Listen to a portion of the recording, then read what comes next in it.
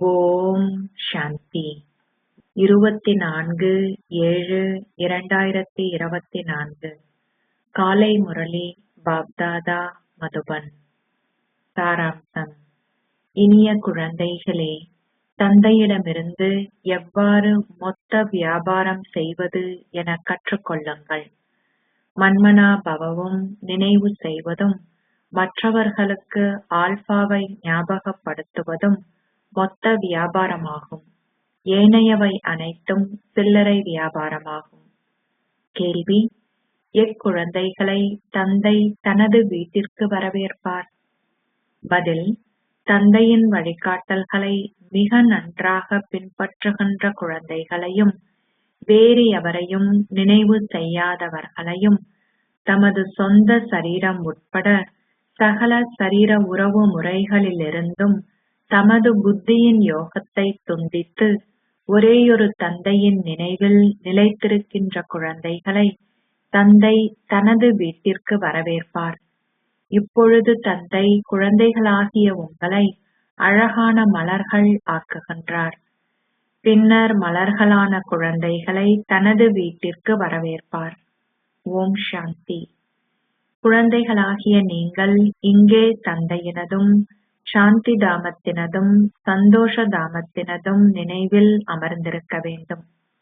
ஆத்மாக்கள் தமது தந்தையை மாத்திரம் நினைவு செய்து இந்த துன்ப உலகை மறக்க வேண்டும். இது தந்தைக்கும் ஆத்மாக்களுக்கும் இடையே உள்ள ஓர் இனிய உறவு முறையாகும். வேறு எந்த தந்தையுடனும் அத்தகையதோர் இனிய உறவு முறை இருக்க முடியாது. ஒன்று தந்தையுடனான உறவு முறையும் பின்னர் ஆசிரியருடனும் குருவுடனுமான உறவு முறைகளும் ஆகும். இங்கே மூன்றும் அந்த ஒரேயொருவராகும். இந்தளவை நீங்கள் நினைவு செய்தாலும் அது பெருமளவு சந்தோஷத்திற்குரிய விஷயமாகும். நீங்கள் இலகுவான பாதையை காட்டுகின்ற ஒரேயொரு தந்தையை கண்டு கொண்டீர்கள். தந்தையையும் சாந்தி தாமத்தையும் சந்தோஷ தாமத்தையும் நினைவு செய்வதுடன் இந்த துன்ப தாமத்தை மறந்திடுங்கள். நீங்கள் எங்கும் பயணிக்கலாம், ஆனால் உங்கள் புத்தியில் இந்த நினைவு மாத்திரம் இருக்கட்டும். இங்கே எந்த உலகாய விஷயங்களும் இல்லை. நீங்கள் வீட்டில் அமர்ந்திருக்கின்றீர்கள். தந்தை உங்களை 3 வார்த்தைகளை மாத்திரமே நினைவு செய்யுமாறு கூறுகின்றார். உண்மையில் அது ஒரு வாக்கியமே ஆகும். தந்தையை நினைவு செய்யுங்கள்.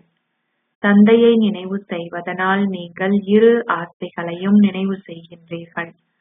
அதாவது சாந்தி தாமம், சந்தோஷ தாமம். தந்தையே உங்களுக்கு அனைத்தையும் கொடுக்கின்றார். அவரை நினைவு செய்வதனால் உங்கள் சந்தோஷ பாதரசம் உயரும். குழந்தைகளாகிய உங்களுடைய சந்தோஷம் மிகவும் பிரபல்யமானதாகும். பாபா உங்களை வீட்டிற்கு அழைத்து அங்கே உங்களை வரவேற்பார் என்பது குழந்தைகளாகிய உங்கள் புத்தியில் உள்ளது. ஆனால் தந்தையின் வழிகாட்டல்களை மிக நன்றாக பின்பற்றுபவர்களையும் வேறு எவரையும் நினைவு செய்யாதவர்களையுமே வரவேற்பார். உங்கள் சரீரத்திலிருந்தும் சகல சரீர உறவு முறைகளிலிருந்தும் உங்கள் புத்தியின் யோகத்தை துண்டித்து சதா என்னை மாத்திரமே நினைவு செய்யுங்கள். பக்தி மார்க்கத்திலும் நீங்கள் அதிகளவு சேவை செய்தீர்கள். ஆனால் வீட்டிற்கு செல்லும் பாதையை நீங்கள் கண்டு கொள்ளவில்லை. இப்பொழுது தந்தை உங்களுக்கு மிகவும் இலகுவான பாதையை காட்டுகின்றார். நீங்கள் நினைவு செய்ய வேண்டியது தந்தையே தந்தையும் ஆசிரியரும் ஆவார். அத்துடன் வேறு எவராலும் விளங்கப்படுத்த முடியாத உலகின் ஆரம்பம், மத்தி, இறுதியை பற்றிய ஞானத்தையும் அவர் உங்களுக்கு கொடுக்கின்றார். தந்தை கூறுகின்றார், இப்பொழுது நீங்கள் வீடு திரும்ப வேண்டும். பின்னர் நீங்கள் முதலில் சத்திய யுகத்திற்கு வருவீர்கள். இப்பொழுது நீங்கள் இந்த அழுக்கான உலகிலிருந்து வீட்டிற்கு திரும்பி செல்ல வேண்டும். நீங்கள் இங்கு அமர்ந்திருந்தாலும் இங்கிருந்து அநேகமாக சென்றே விட்டீர்கள். தந்தையும் சந்தோஷம் அடைகின்றார். குழந்தைகளாகிய நீங்கள் தந்தையை நீண்ட காலமாக வருமாறு அழைத்தீர்கள். இப்பொழுது நீங்கள் அவரை வரவேற்று விட்டீர்கள். தந்தை கூறுகின்றார், நான் உங்களை அழகிய மலர்கள் ஆக்கிய பின்னர் உங்களை சாந்தி தாமத்தில் வரவேற்பேன். அதன் பின்னர் நீங்கள் வரிசை கிரமமாக செல்வீர்கள். அது மிகவும் இலகுவாகும். அத்தகைய தந்தையை நீங்கள் மறந்துவிடக் கூடாது. இது மிக இனிய நியாயமான விஷயமாகும். ஆல்பா என்ற ஒரு விஷயத்தை மாத்திரம் நினைவு செய்யுங்கள். அவர் விபரமாக விளங்கப்படுத்தியிருந்தாலும் அவர் இறுதியில் கூறுகின்றார், வேறு எவரையும் அன்றி ஆல்பாவை மாத்திரம் நினைவு செய்யுங்கள். நீங்கள் பல பிறவிகளுக்கு ஒரேயொரு அன்பிற்கினியவருக்கு காதலிகளாக இருந்தீர்கள். நீங்கள் பாடினீர்கள், பாபா, நீங்கள் வரும்பொழுது நான் உங்களுக்கு மாத்திரம் உரியவராக இருப்பேன்.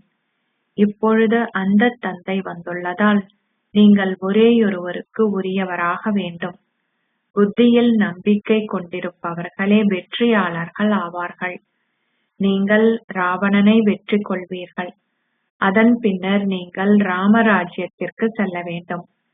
நீங்கள் ஒவ்வொரு கல்பத்திலும் ராவணனை வெற்றி கொண்டீர்கள். நீங்கள் பிராமணர்கள் ஆகியவுடனேயே ராவணனை வென்றீர்கள். உங்களுக்கு ராமராஜ்யத்திற்கான உரிமை உள்ளது. நீங்கள் தந்தையை இனங்கண்டு ராமராஜ்யத்துக்கான உரிமையை பெற்றீர்கள்.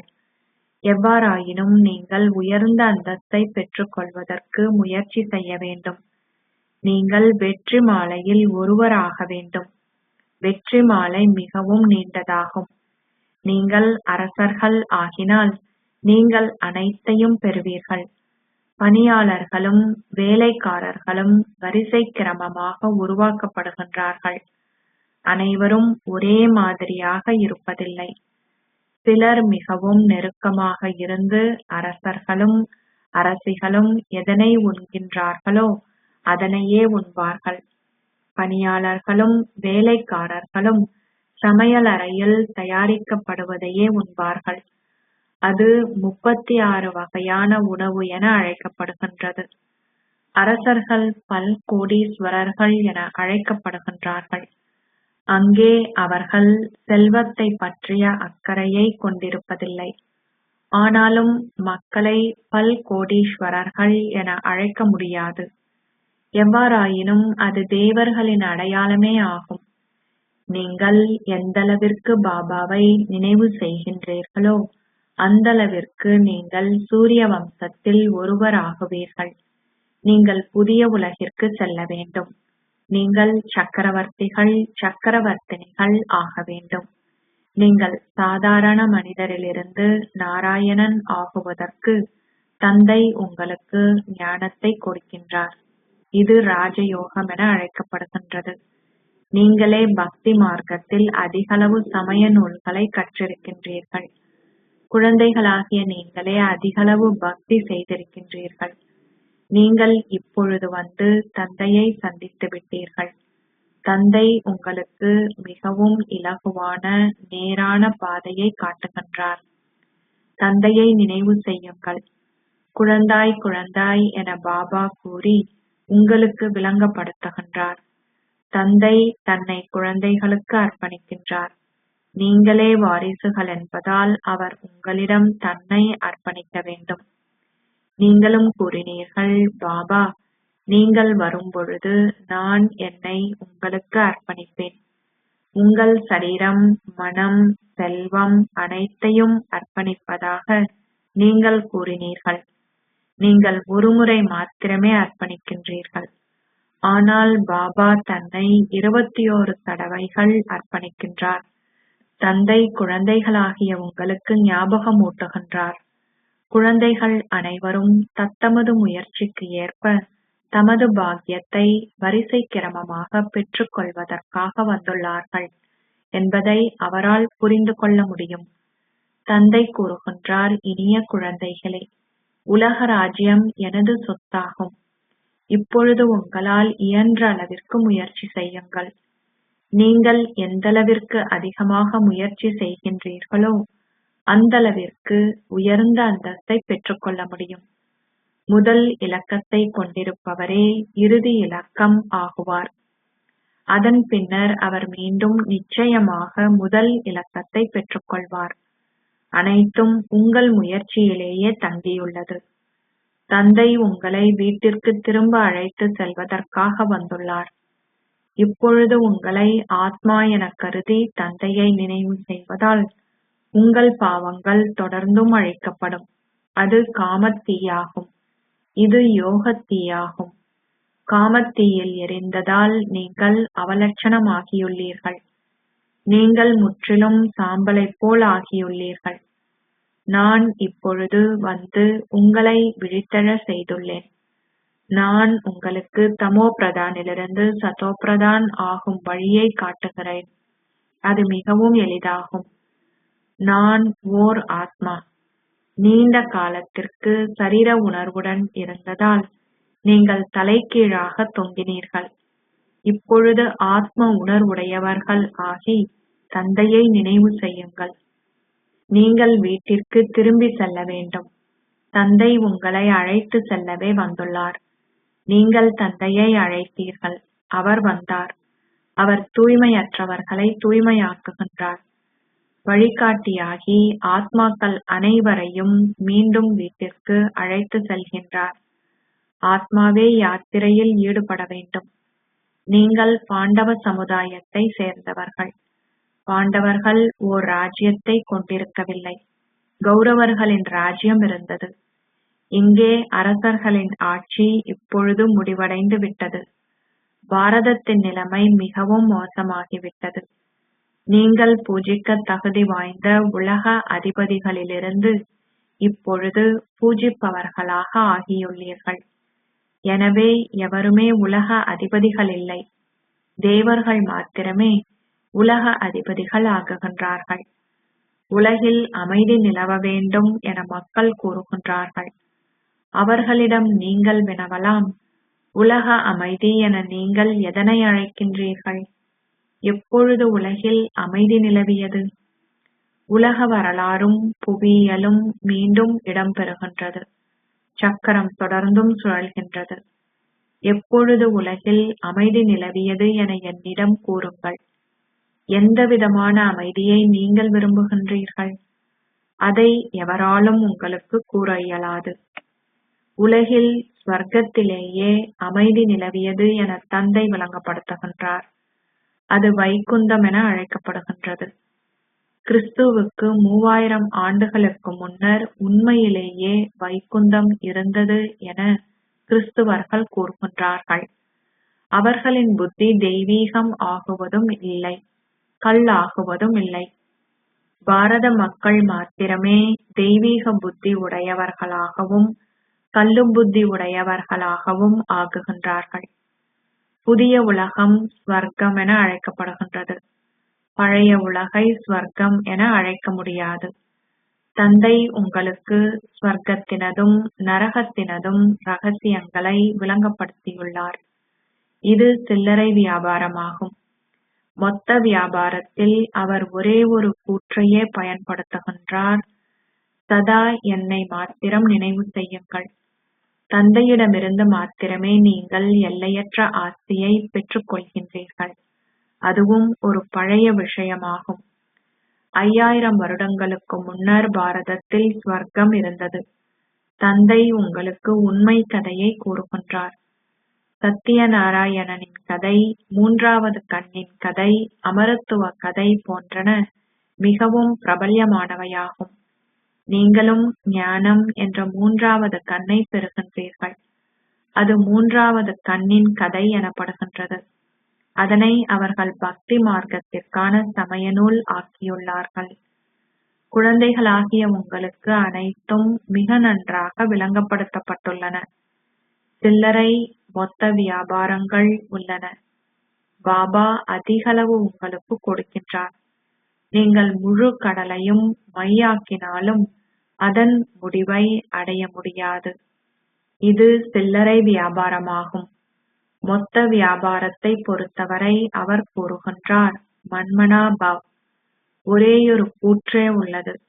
அதன் அர்த்தத்தை நீங்கள் மாத்திரமே அறிந்து கொள்கின்றீர்கள். வேறு எவராலும் இதனை உங்களுக்கு கூற முடியாது. தந்தை ஞானத்தை சமஸ்கிருதத்தில் கொடுக்கவில்லை. அரசர் எவராக இருந்தாலும் அவர் தனது மொழியையே பயன்படுத்துகின்றார். எங்கள் மொழி ஹிந்தியே ஆகும். அவ்வாறாயின் நீங்கள் ஏன் சமஸ்கிருதத்தை கற்க வேண்டும்? மக்கள் அதிகளவு பணத்தை செலவழிக்கின்றார்கள். எவராவது உங்களிடம் வந்தால் அவரிடம் கூறுங்கள், தந்தை கூறுகின்றார், என்னை நினைவு செய்தால் சாந்திதாமம், சந்தோஷதாமம் என்ற ஆஸ்தியை பெற்றுக் கொள்வீர்கள். இதனை நீங்கள் புரிந்து கொள்ள வேண்டுமானால் இங்கு அமர்ந்திருந்து புரிந்து கொள்ளுங்கள். எங்களுக்கு விளங்கப்படுத்துவதற்கு வேறு எதுவும் இல்லை. ஆல்பாவை மாத்திரமே தந்தை விளங்கப்படுத்துகின்றார். ஆல்பாவிலிருந்து மாத்திரமே நீங்கள் ஆஸ்தியை பெற்றுக் கொள்கின்றீர்கள். தந்தையை நினைவு செய்தால் உங்கள் பாவங்கள் அழிக்கப்பட்டு நீங்கள் தூய்மையாகி சாந்தி தாமத்திற்கு செல்வீர்கள். மக்கள் கூறுகின்றார்கள், ஓ அமைதியை அருள்கின்றவரே, தந்தை மாத்திரமே அமைதி கடல் என்பதால் அவரை மாத்திரமே அவர்கள் நினைவு செய்கின்றார்கள். தந்தை ஸ்தாபிக்கின்ற ஸ்வர்க்கம் இங்கேயே இருக்கும். சூட்சும உலகில் எதுவும் இல்லை. அவை யாவும் காட்சிகளே ஆகும். நீங்களும் அவர்களைப் போன்று தேவதைகள் ஆக வேண்டும். இங்கேயே நீங்கள் அவ்வாறு ஆக வேண்டும். நீங்கள் தேவதைகள் ஆகி வீடு திரும்புவீர்கள். நீங்கள் ராஜ்யம் என்ற ஆஸ்தியை தந்தையிடமிருந்து பெறுகிறீர்கள். நீங்கள் அமைதி, சந்தோஷம் என்ற இரு ஆஸ்திகளையும் பெறுகின்றீர்கள். தந்தையை தவிர வேறு எவரையும் கடல் என அழைக்க முடியாது. தந்தையே ஞானக் கடல் என்பதால் அவரால் மாத்திரமே அனைவருக்கும் சர்க்கதியை அருள முடியும். தந்தை உங்களிடம் வினவுகின்றார், நான் உங்கள் தந்தையும் ஆசிரியரும் குருவும் என்பதால் நான் உங்களுக்கு ஜீவன் முக்தியை அருள்கின்றேன். பின்னர் யார் உங்களை சீரழிய செய்தது? ராவணன். இது சீரழிவு, சர்க்கதி என்பவற்றைப் பற்றிய ஒரு விளையாட்டாகும். எவராயினும் குழப்பம் அடைவாராயின் அவர் அதனைப் பற்றி வினவலாம். பக்தி மார்க்கத்தில் பல கேள்விகள் எழுகின்றன.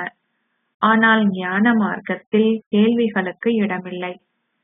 சமய நூல்களில் அவர்கள் சிவபாபாவிற்கும் தேவர்களுக்கும் அதிகளவு அபகீர்த்தியை ஏற்படுத்தியுள்ளார்கள். அவர்கள் எவரையுமே விட்டு வைக்கவில்லை. இந்த நாடகம் ஏற்கனவே நிச்சயிக்கப்பட்டது. அவர்கள் அதனையே மீண்டும் செய்வார்கள். தந்தை கூறுகின்றார், இந்த தேவ தர்மமே அதிகளவு சந்தோஷத்தை கொடுக்கிறது. பின்னர் இந்த துன்பம் இருக்காது. தந்தை உங்களை மிகவும் விவேகமானவர்களாக ஆக்குகின்றார். லக்ஷ்மியும் நாராயணனும் விவேகமானவர்கள். ஆகையாலேயே அவர்கள் உலக அதிபதிகளாக இருக்கின்றார்கள். விவேகம் அற்றவர்கள் உலக அதிபதிகள் ஆக முடியாது. முதலில் நீங்கள் முட்களாக இருந்தீர்கள்.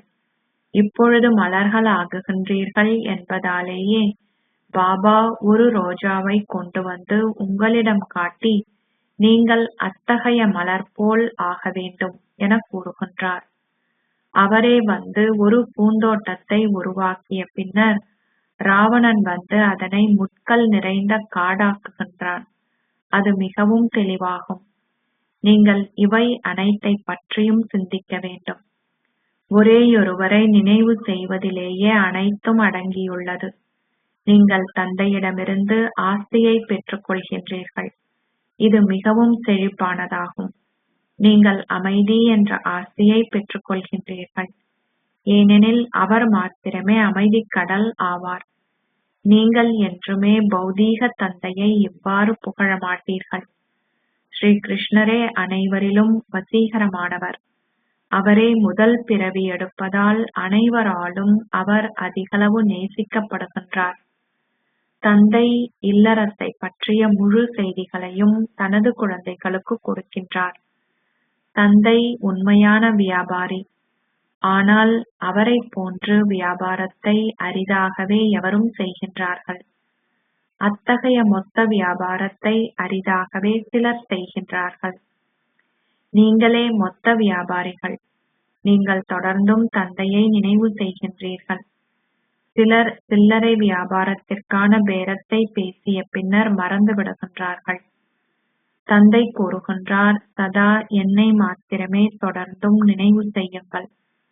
நீங்கள் உங்கள் ஆஸ்தியை பெற்றுக்கொண்ட பின்னர் என்னை நினைவு செய்ய வேண்டிய அவசியமில்லை. உலக உறவு முறைகளில் ஒரு தந்தை முதுமை அடையும் பொழுது சில குழந்தைகள் இறுதி வரை அவருக்கு ஆதரவளிப்பார்கள். ஆனால் சிலரோ செல்வம் அனைத்தையும் பெற்றுக்கொண்டதுமே விரயம் செய்து விடுகின்றார்கள். பாபா இவ்விஷயங்கள் அனைத்திலும் அனுபவம் வாய்ந்தவர். ஆகையாலேயே தந்தை அவரை தனது ரதம் ஆக்கிக் கொண்டார். அவர் வறுமை செல்வம் இரண்டிலும் அனுபவம் பெற்றிருக்கின்றார். அவர் அனைத்திலும் அனுபவசாலி.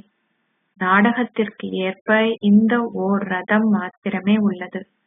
இது என்றுமே மாற்றப்பட முடியாது. நாடகம் உருவாக்கப்பட்டுள்ளது. அதில் எந்த மாற்றமும் இருக்க முடியாது.